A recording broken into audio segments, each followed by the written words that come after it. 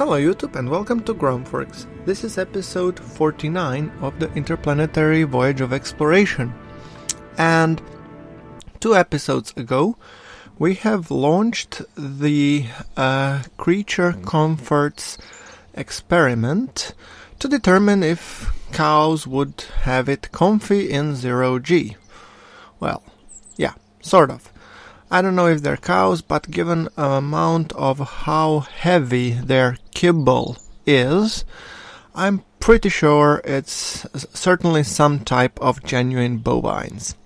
Okay, reconditioning the launch pad, and I'm also building the next exploration core ship Mark II for Jool, which we built in the previous episode.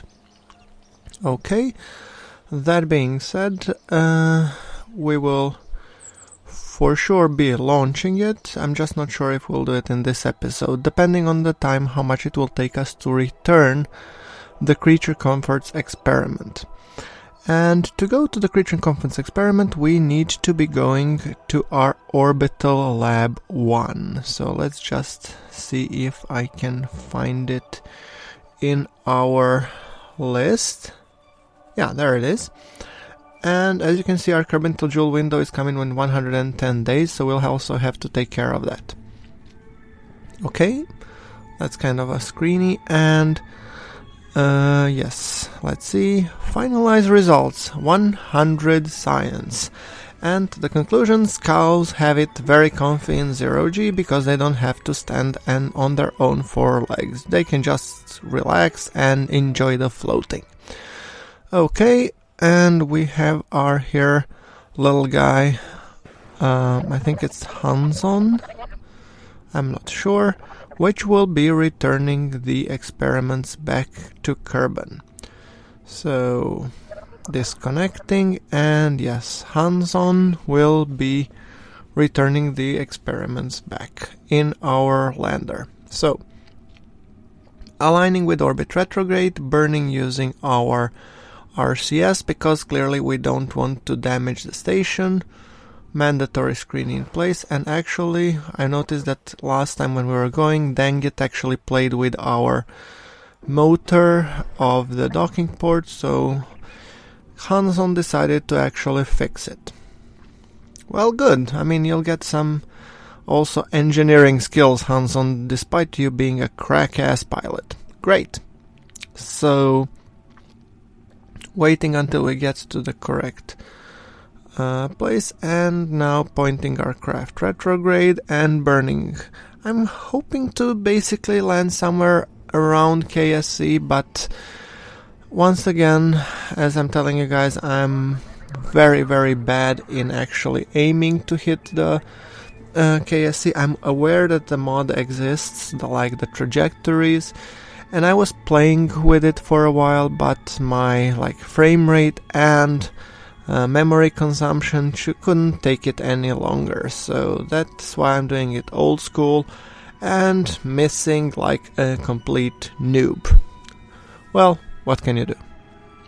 It's given how much the trajectories was actually taxing on my system, because this was 0.90, I decided to basically ditch it.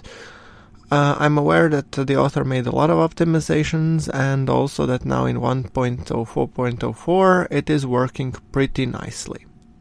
So yeah. But then again, this is 0.90, so yeah.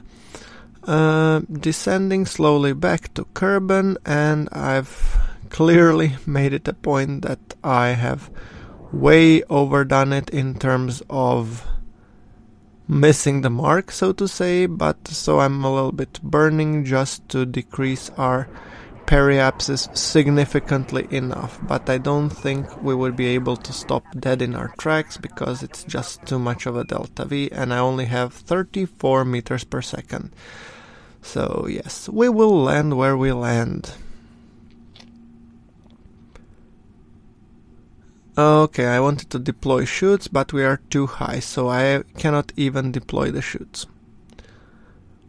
We see the KSC as we are passing above, and they're probably thinking, what idiot is steering the ship? Sorry, Hanson, what can I tell you? will still have to work on your piloting skills. And mine, for that matter, but yeah. Okay, descending now 14, 13, 10, slowing a little bit time acceleration, and well, we're not too far off KSC anyway. Deploying the landing legs. Not that they'll help us much, but because we're landing in the sea anyway.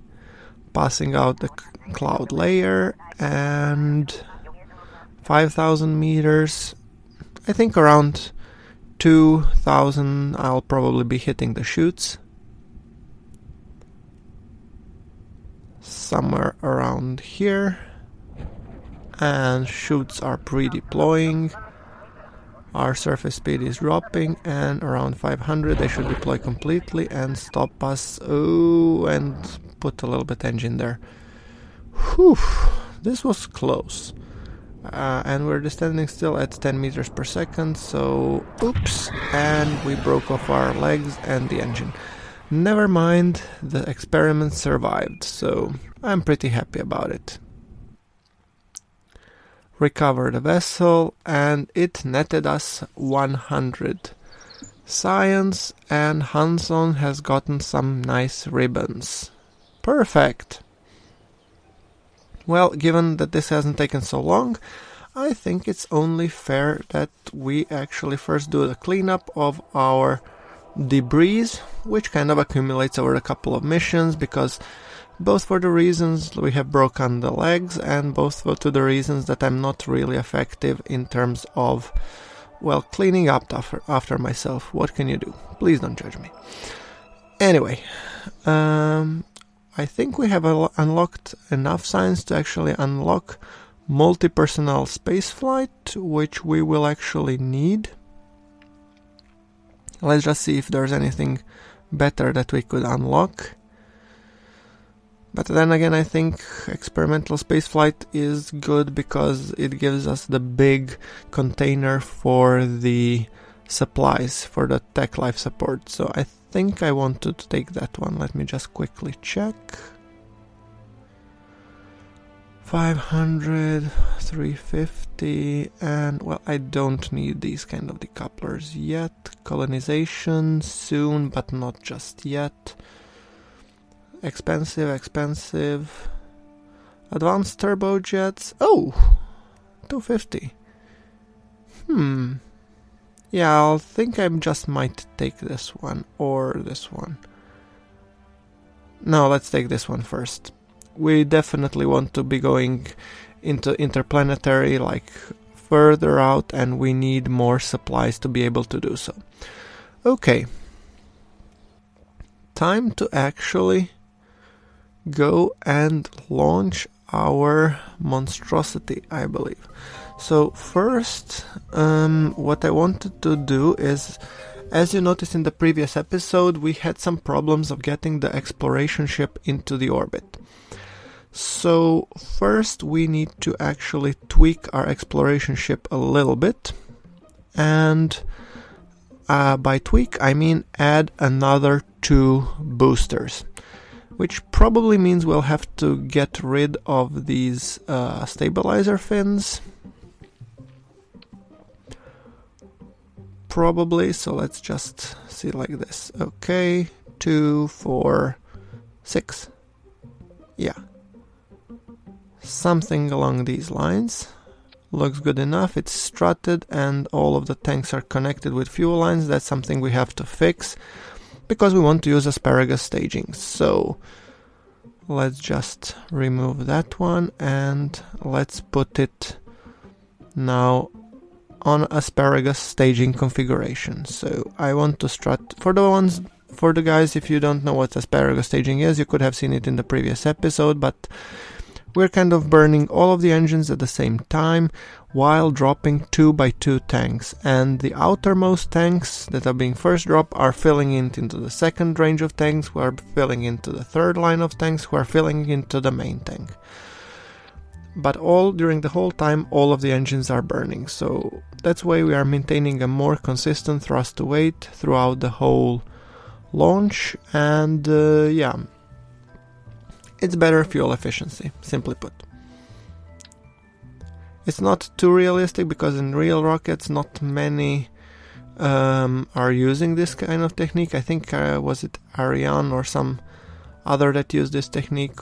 I'm not that much following on the actual space development, so yeah, I'm not pretty sure. Somebody who is like more into it can actually correct me, please. But yeah, for this launcher I definitely want to use it. So time to check our staging, because this wouldn't really be a good asparagus staging without fixing the staging. Otherwise we'd just drop all the boosters and that's all. So yeah, let's just making sure that I put the right decouplers on the right stage. You go here and you go there. Come on. Which one are you? This one? No? This one? Okay. Cool. So, okay, now we are launching them in pairs. And let us just put these launch clamps on each one of them. And like I said, I think we'll have to leave the stabilizers out. All the engines are gimbaled, so that should provide enough authority. So it's the Core Ship Mark IIB. Save and let's build the vessel. I don't want to be simulating that one, by the way. Oh, and I want to fix only the launch clamps, because in one of the previous episodes we also had a slight misfortune. Okay. So let's see, and launch, build the vessel. Okay, and it's added to the build queue, and I want to put the Mark IIC, the one with Jool with the communications. So rather than we will be launching one of this and another one that has only 4 of these communications satellites or science satellites, but yeah, we need to actually put the other 2 around, because the impactor we only need 2, so we don't need more of those. The other ship should be more responsible for setting up the communications network around Jool or Lathe. I'll decide that once we actually get there. So,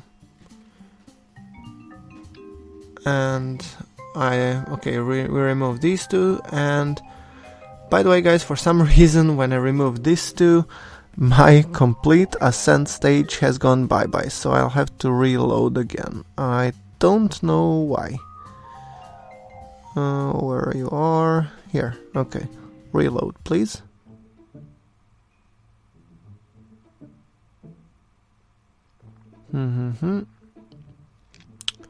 Come on. Okay. So, let's see what we did back there. And let's disconnect this one. Okay. That one. Okay. And now these last 2 guys.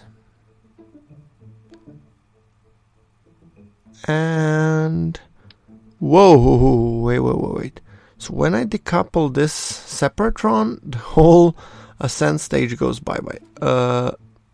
Okay. This is strange. Okay, I have no idea why is that happening, but that just means we won't be disconnecting the 3rd one. So let it be there. Okay, now we want to just design the communications satellite. And I'm kind of thinking if I have like this some other communication satellite that we used as a basis. Well, I want to use these satellites, the science ones that we were using, but I'm trying to find the correct one, so hold on.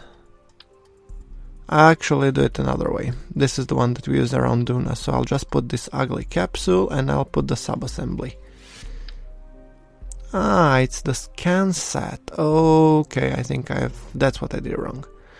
Oh well, never mind. Let us just now select another root part here, and by the way guys, this is a practical way how you can bring a subassembly as the main assembly in case you forget to save it. Yeah, so we'll call this subsat small, what do you call, exploration scan set. Yeah, that's because it's exploration scan set, fine. Now let's turn it into the communication satellite. Oh, this one had actually 2 lights. Interesting. Okay, let's just remove this thing, clean it up a little bit, and replace science experiments with 2 communication dishes. Let's put 2 smaller lights here.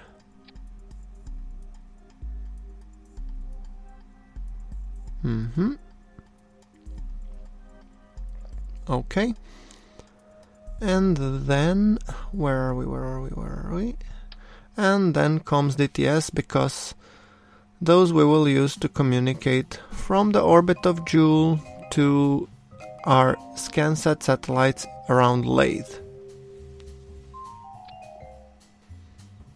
Communotron is still here, so it's no longer ScanSat, it's medium range nuke base ComSat, or RTG based ComSat. I just didn't have the patience to write it. So let's just put it to the subassembly. Satellite exploration, medium range, NukeSat. Yeah, very clear what did I mean by that. Nuke powered ComSat. So at least I tend to put in the description so I know what I meant by that. Okay, let's load back our exploration core ship Mark II-C class Jool.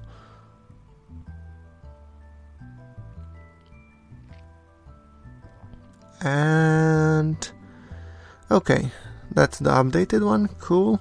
So let's pop the fairing and attach these 3 of these satellites, and since they have a pretty exact same platform, we only need to be paying attention once we will be deploying the Jool ComSat network, which of these guys is our ScanSat satellite and which of these are communications satellite, but that will be easily identifiable by the ScanSat equipment. So, okay. I don't think the ScanSat is worth anything around Jool, honestly. It's a gas giant, we don't need altimetry, and there are no, I don't know if there are even Easter eggs around it. Or anomalies for that matter, yeah. Basically, Easter eggs are anomalies. Sorry guys. Anyway, okay, let's just strut these guys. And I'm thinking even this will be a more balanced craft than the other one, but yeah. Just making sure everybody has their own struts. Come on, strut everything. We don't want this ship behaving like a wet noodle now, do we? Bottom parts are connected or strutted, and now let's strut the top parts.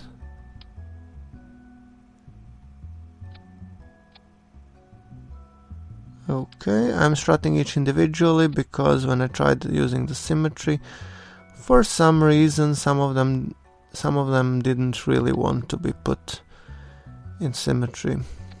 Could be because of the cameras that I have put. Okay, so let us put the fairing back on, and then I think we will be actually... Oh, fairing has to go in their separate stage, clearly. Just once again checking which is the fairing and which is which, so yeah. Putting them in the correct stage and save, and let us build once again.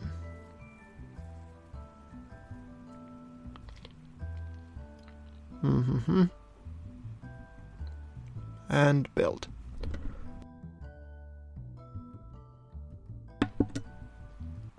Okay. And we go back to the KSC, and now it's time to press the Kerbal construction time to actually build this ship.